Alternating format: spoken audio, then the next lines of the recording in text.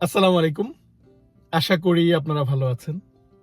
আপনারা অনেকেই অনেকবার আমার কাছে জানতে চেয়েছেন যে আমেরিকায় যারা পিএইচডির ছাত্রছাত্রী ওরা প্রতি মাসে কেমন টাকা পায় বা পিএইচডি করার পর যখন গবেষক হিসেবে কাজ করে বা যখন বিজ্ঞানী হিসাবে আমেরিকায় চাকরি করে তখন তাদের বেতন কত?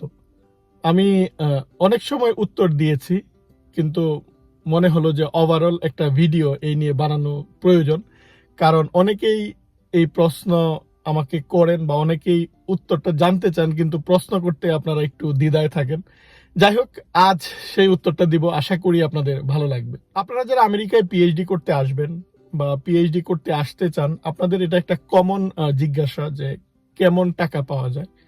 পিএইচডি করার সময় স্কলারশিপ বলি বা ডিপার্টমেন্ট থেকে ফান্ড বা প্রফেসরের যেই গ্র্যান্ট থেকে আপনাকে যে মাসিক টাকাটা দেয়া হবে, বা আপনি টিএ করে অর্থাৎ টিচার অ্যাসিস্ট্যান্ট হিসাবে কাজ করে আপনি যে টাকাটা উপার্জন করবেন, সেটা দেখা যায় ইউনিভার্সিটি বা স্টেটের ভিন্নতার কারণে প্রতি বছরে দেখা যায় সেটা হয় 15 থেকে 20,000 টাকা, বা কারো একটু বেশি হতে পারে, সেটা এক্সেপশনাল।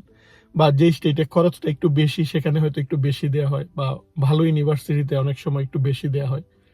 অর্থাৎ আপনি দেখা যায় যে প্রতি বছরে পাবেন হচ্ছে, ধরে নিলাম যে $20,000, তাহলে দেখুন যে মাসে যেটা হয় যে $1,500 থেকে $2,000 বা কারো একটু বেশি। সো আপনারা যারা গ্রাজুয়েশন শেষ করেই পিএইচডি করতে আসেন তাদের জন্য টাকাটা অনেক। কারণ আপনি 1.5 লাখের মতো টাকা পাচ্ছেন বা 2 লাখের মতো টাকা পাচ্ছেন মাসে। কিন্তু খরচের কথা চিন্তা করলে, কারণ আপনার একটা বাসা ভাড়ায় খরচ আছে, আপনার খাওয়া খরচ আছে, তারপর এখানে ট্যাক্স দিতে হয়, তখন কিন্তু কিছুই থাকে না। কিন্তু যারা ব্যাচেলর অবস্থায় আমেরিকায় আসে তারা দেখা যায় যে বাসায় একসাথে থাকতে পারে, অর্থাৎ 2-3 জন মিলে বাসা নেয়। তখন তারা হয়তো বাসা ভাড়ার পিছনে $300-400 খরচ করলেই হয় বা $500 খরচ করলেই হয়। কিন্তু বাংলাদেশে কিছুদিন চাকরি করার পর, অর্থাৎ বা কেউ বিয়ে করার পর বা যাদের বাচ্চা আছে তারা যখন পিএইচডি করতে আসে, তখন এই টাকাটা কিন্তু খুবই কম। কারণ আপনাকে তখন একটা সিঙ্গেল রুমের বাসা নিতে হবে, সেটাই হয়তো 1,000 থেকে $1,200। তাহলে দেখুন যে আপনার কাছে কিন্তু খুব বেশি টাকা হাতে থাকবে না। ফলে অনেক বাংলাদেশিরা দেখা যায় তখন 2 রুমের একটা বাসা নিয়ে সেখানে শেয়ার করে থাকে। অর্থাৎ আপনাকে যে টাকাটা দেয়া হয় সেই টাকাটায় খুব আপনি যে খুব স্বাচ্ছন্দ্যে চলতে পারবেন ব্যাপারটা এরকম নয়। কারণ আপনাকে অনেক সীমিত ব্যয় করে খুব হিসেব করে চলতে হবে। কারণ পিএইচডি করার সময় যে টাকাটা দেওয়া হয় সেটা হচ্ছে এক ধরনের বৃত্তি বা স্কলারশিপ। আমরা যেমন দেশে পড়ার অবস্থায় বৃত্তি পাই, সে টাকাটা কিন্তু খুবই কম। এটা এরকম নয় যে আপনি খুব ভালোভাবে চলতে পারবেন, সেরকম কোনো টাকা না। অর্থাৎ স্টুডেন্ট তারা ধরেই নেয় যে স্টুডেন্ট থাকবে ব্যাচেলর এবং স্টুডেন্টের খরচ খুব কম থাকবে। কিন্তু আমরা বেশি বয়সে আসি, ফলে আমাদের খরচটা অনেক বেশি হয়। যাই হোক, আপনারা একটা আইডিয়া পেয়েছেন যে কি পরিমাণ টাকা পিএইচডি করা অবস্থায় পাওয়া যায়। কেউ যদি ভালো স্কলারশিপ নিয়ে আসে সে হয়তো অনেক বেশি টাকা পায়, কিন্তু এভারেজ যেটা আমার দেখা সেটা হচ্ছে প্রায় $2,000 নিচে থাকে প্রতি মাসে, বা $2,000 কাছাকাছি থাকে। এখন আপনি পিএইচডি শেষ করে যখন একটা চাকরিতে যাবেন, পিএইচডি শেষ করার পরেই কিন্তু এখানে ভালো চাকরি পাওয়া যায়, আপনি যেই ফিল্ডেই পিএইচডি করেন। এবং সেটার এভারেজ স্যালারি হচ্ছে 100K, $100,000 প্রতি বছর। অর্থাৎ আপনার প্রায় $8,000 বা 8 লাখ টাকার মতো পড়ে। এখন কেউ হয়তো একটু বেশি পায়, স্ট্যান্ডার্ড যেটা ধরা হয় সেটা হচ্ছে 10 লাখ টাকা। কেউ হয়তো একটু কম থেকে শুরু করে 6 লাখ টাকা। সো এটা সাবজেক্টের ভিন্নতার কারণে ভিন্ন হয়। আপনি যদি কম্পিউটার সায়েন্স বা আইটি থেকে পিএইচডি করেন, ভালো ইউনিভার্সিটি থেকে পিএইচডি করেন বা ভালো মানের পিএইচডি করেন, শুধু পিএইচডি করলেই হবে না, আপনার পিএইচডিটা ভালো মানের হতে হবে, বা আপনি একজন ভালো প্রোগ্রামার, আপনার নিজস্ব একটা প্রোগ্রাম তৈরি করেছেন আপনার পিএইচডি করার সময়, তখন কিন্তু আপনি ইন্টারভিউ সেটা ওরা দেখলেই বুঝবে যে আপনার নিজস্ব ক্যাপাসিটি আছে।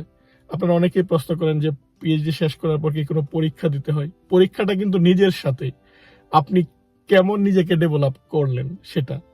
কারণ পিএইচডি অনেক ক্ষেত্রে পিএইচডি তে খুব যে আপনাকে সুপারভাইজ করা এরকম না। মনে করুন আপনি জমিতে চাষ করবেন, আমার জমি আছে, আপনাকে জমিটা দিলাম, আপনাকে বললাম এবার চাষ করেন। আপনাকেই কিন্তু সিদ্ধান্ত নিতে হবে যে আপনি কি চাষ করবেন, কিভাবে চাষ করবেন, কোনটা চাষ করলে আপনার প্রফিট ভালো হবে।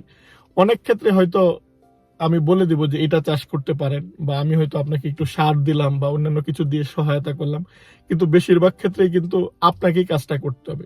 আমেরিকায় পিএইচডি করার ক্ষেত্রটা কিন্তু এরকমই, অর্থাৎ সুপারভাইজার সে একটা সুযোগ আপনাকে দিল, সে হয়তো একটু সুপারভাইজ করবে, কিন্তু বেশিরভাগ কাজই কিন্তু নিজে করতে হয়, নিজস্ব আইডিয়া ক্রিয়েট করতে হয়, এবং অনেকটা নির্ভর করে নিজের কাছে। ফলে কেউ হয়তো 5 বছরের মধ্যেই পিএইচডি শেষ করে ফেলে, কেউ 4 বছরের মধ্যে শেষ করে ফেলে, কেউ হয়তো 7 বছরেও শেষ করতে পারে না। কারণ তার যেই নিজস্ব যেই অর্থাৎ নলেজটা, সেটার ইমপ্লিমেন্ট করা, তার আইডিয়াটা প্রুফ করা, একটা ভালো জার্নালে প্রকাশ করা, সেটা সবার ক্ষেত্রে সময়টা সমান হয় না, বা সবার ক্যাপাসিটি সমান হয় না। ফলে যখন চাকরির মার্কেটে ওরা যায়, তখন যারা ভালো কাজ করে তারা খুব সহজে ভালো চাকরি পেয়ে যায়। এটাই বাস্তবতা, আমাদের দেশেও ঠিক তাই। সো এই হচ্ছে আপনার যখন আপনি ইন্ডাস্ট্রিতে জয়েন করবেন, এই হচ্ছে স্যালারি, অর্থাৎ 8 থেকে 10 লাখ টাকা মাসে, বা $8 থেকে 10,000 যদি আপনি ভালো মানের চাকরি পান সেটা। আর যদি আপনি পোস্ট ডক্টরাল গবেষণায় যান, গবেষক হিসাবে পিএইচডি করার পর আপনি মনে করেন পোস্ট ডক করবেন, পোস্ট ডক্টরাল এভারেজ স্যালারি হচ্ছে $50,000 থেকে $60,000। এগুলো কিন্তু ওপেন, আপনি গুগলে সার্চ দিলে এই জিনিসগুলো পেয়ে যাবেন, এগুলো গোপন কোনো কিছু নয়। আমেরিকায় কিন্তু ইনফরমেশনগুলো ওপেন, আর আমেরিকায় আপনি যত বেশি ইনফরমেশন জানবেন তত বেশি আপনি সফল হতে পারবেন, কারণ এখানে ইনফরমেশন জানাটা খুব ইম্পর্টেন্ট। সো যেটা বলছিলাম যে $50,000 থেকে $60,000 হচ্ছে আপনি যদি পোস্ট ডক্টরাল গবেষণা করেন তাহলে এর স্যালারি, অর্থাৎ সেটা $4,000 থেকে $5,000 মাসে, বা $4 থেকে $5 লাখ। এই স্যালারিটা মোটামুটি স্ট্যান্ডার্ড, অর্থাৎ এটা দিয়ে আপনি ফ্যামিলি সহ চলতে পারবেন। কিন্তু অনেকেই আমেরিকা থেকে পিএইচডি করার পর এই স্যালারিতে জয়েন না করে এর যে দ্বিগুণ স্যালারি 100K, সেটাতে তারা জয়েন করে, অর্থাৎ তারা ইন্ডাস্ট্রিতে চলে যায়, যেহেতু এখানে বেতনটা বেশি। ফলে পোস্ট ডক্টরাল গবেষণা করার জন্য ওরা বাইরে থেকে লোক নিয়ে আসতে হয়, এই জায়গাটা একটা গ্যাপ থাকে, যার কারণে বাইরে যারা পিএইচডি করে তারা খুব সহজে কিন্তু পিএইচডি করার পর আমেরিকায় পোস্ট ডক করার জন্য আসতে পারে, কারণ এই জায়গাটায় একটু ফাঁকা বা কম্পিটিশন একটু কম। আপনার পিএইচডি যদি ভালো মানের হয়, আপনি খুব সহজে কিন্তু আপনি ট্রাই করতে থাকলে, অ্যাপ্লাই করতে থাকলে, বা আপনি যদি ইন্টারভিউ দিয়ে তাদেরকে অর্থাৎ তারা যদি আপনার গুণগত মান বা আপনার যোগ্যতা তারা যদি স্যাটিসফাই হয়, তারা তখন আপনাকে অফার দেবে পোস্ট ডক্টরাল গবেষণা করতে আমেরিকায় আসার জন্য। ফলে আপনি যে কোনো দেশ থেকে যদি ভালো মানের পিএইচডি করেন, আপনি আমেরিকায় আসতে পারবেন। আমেরিকায় পিএইচডি করা আসার জন্য যেগুলো লাগে আমি অনেক আগেও আলোচনা করেছি, যে আপনার জিআরই লাগে, বা আইএলটিএস বা টুফেল লাগে, আপনার ভালো রিসার্চ যে প্রপোজাল সেটা, আপনাকে একটা এসওপি লিখতে হয়। কিন্তু আপনি যদি আইএলটিএস ছাড়া বা জিআরই ছাড়াও পিএইচডি করতে চান, তাহলে কিন্তু আপনি জাপান বা কোরিয়া বা চীন অন্যান্য দেশে কিন্তু আপনি যেতে পারেন। আপনার যদি এই জিনিসগুলো না থাকে, আপনি খুব সহজে কিন্তু কোরিয়া গিয়ে একটা মাস্টার্স বা একটা পিএইচডি করে ফেলতে পারেন। আপনার পিএইচডি যদি ভালো হয়, তখন আপনি কিন্তু পোস্ট ডক্টরাল গবেষণার জন্য আপনি আমেরিকায় আসতে পারবেন, আপনার জন্য আমেরিকার দরজা খোলা। ফলে প্রচুর বাংলাদেশি কিন্তু দেখবেন যে পিএইচডি করার জন্য যেমন আসে, তারপর পোস্ট ডক করার জন্য আসে, কারণ চাকরি নিয়ে আসাটা আবার একটু কঠিন। ফলে আমরা ইজিলি পোস্ট ডক্টরাল গবেষণা করার জন্য কিন্তু আমেরিকায় আসতে পারি, আমেরিকার দরজাটা আমাদের জন্য কিছুটা ইজি। এখন পোস্ট ডক্টরাল গবেষণায় আসার পর কয়েকদিন পরেই কিন্তু আপনি আবার আপনার যখন ওয়ার্ক অথরাইজেশন হয় বা গ্রিন কার্ড হয়, তখন আপনি আবার কোম্পানিতে চলে যেতে পারবেন। ফলে কেউ হয়তো 1 বছর পরেই কোম্পানিতে চলে যায়, কেউ 2 বছর পরে কোম্পানিতে চলে যায়, কেউ হয়তো কিছুদিন পর যায়। অর্থাৎ এটা এক একজনের গবেষণার কাজের ইচ্ছার উপর, বা কে তার গবেষণা কাজে কেমন আনন্দ পাচ্ছে সেটার উপর। এখন আপনারা প্রশ্ন করতে পারেন যে আমেরিকার মতো দেশে একটা হ্যাপি বা স্বাচ্ছন্দ্যে চলার মতো বা মধ্যবিত্তের স্যালারিটা কেমন। গবেষণায় দেখা গিয়েছে কেউ যদি $75,000 উপরে পায় বছরে, তাহলে সেটা হচ্ছে তার জন্য একটা হ্যাপিয়েস্ট বা আনন্দে থাকার মতো স্যালারি। অর্থাৎ আপনাকে মিনিমাম $6,000 ইনকাম করতে হবে প্রতি মাসে, তাহলে আপনি এখানে আনন্দে থাকতে পারবেন। আর যারা 100K অর্থাৎ $8,000 প্রতি মাসে ইনকাম করে, তাহলে বুঝতেই পারছেন তারা খুবই স্বাচ্ছন্দ্যে এখানে বসবাস করে। আর অনেকে হয়তো বলতে পারেন যে এরপর তো ট্যাক্স দিতে হয়, আপনি ইনকাম করলে ট্যাক্স দিতেই হবে, ওই নিয়ে আমি কথা বলছি না, কারণ আপনি যা ইনকাম করবেন, যত বেশি ইনকাম করবেন তত বেশি ট্যাক্স দিতে হবে। ফলে যারা খুব কম ইনকাম করে বা যারা ক্যাশে জব করে, তারা যে খারাপ আছে তা নয়, কারণ যেহেতু তাদের ইনকাম কম, তারা সরকারি সুযোগ সুবিধাগুলো অনেক পায়। ফলে এখানে দেশটা এমনভাবে সিস্টেম করে রেখেছে যে আপনি যে পেশায় বা যেখানেই থাকেন, আহ, যতই ইনকাম করেন আপনি ভালো থাকতে পারবেন। আমেরিকায় যারা আইটিতে পিএইচডি করে বা কম্পিউটার সায়েন্স এই রিলেটেড, তাদের কিন্তু স্টার্টিং স্যালারি শুরু হয় 150K বা 180K বা 200 এর উপরে। সো যারা কম্পিউটার সায়েন্সে ভালো পিএইচডি করে তাদের স্যালারিটা কিন্তু অলমোস্ট দেখুন যে যারা নর্মাল চাকরিতে জয়েন করে 100K তার কিন্তু দ্বিগুণ। অর্থাৎ এটার একটা ডিমান্ড আছে। আর 10% মানুষ কিন্তু আমেরিকায় 200K এর উপরে বছরে ইনকাম করে। অর্থাৎ তাদের ইনকাম হচ্ছে ধরুন 15 লাখ টাকা প্রতি মাসে, 15 থেকে 20 লাখ টাকা। সো আপনারা যদি এরকম ইনকাম করতে চান, কারণ আপনাদের যদি মনে হয় যে টাকাই বেশি ইম্পর্টেন্ট, তাহলে আপনি এরকম সাবজেক্ট চুজ করতে পারেন। তাহলে অবশ্যই আপনি বেশি স্যালারি এখানে বেশি স্যালারি চাকরি করতে পারবেন। আর এখন অনেকের কাছে হচ্ছে যে সাবজেক্টটা ইম্পর্টেন্ট টাকার চেয়ে, যে সে হয়তো এই সাবজেক্টে কমফোর্ট ফিল করে, সে হয়তো বায়োলজিক্যাল সায়েন্সে থাকতে চায়, সে হয়তো মেডিকেল সায়েন্সে থাকতে চায়। So medical science, health care, pharmacy, এটার অলওয়েজ একটা ডিমান্ড থাকে। কিন্তু আইটি যেমন গত জাস্ট 1 বছরের মধ্যে 1.5 লাখের মতো লোক চাকরি হারিয়েছে, অর্থাৎ লে অফ।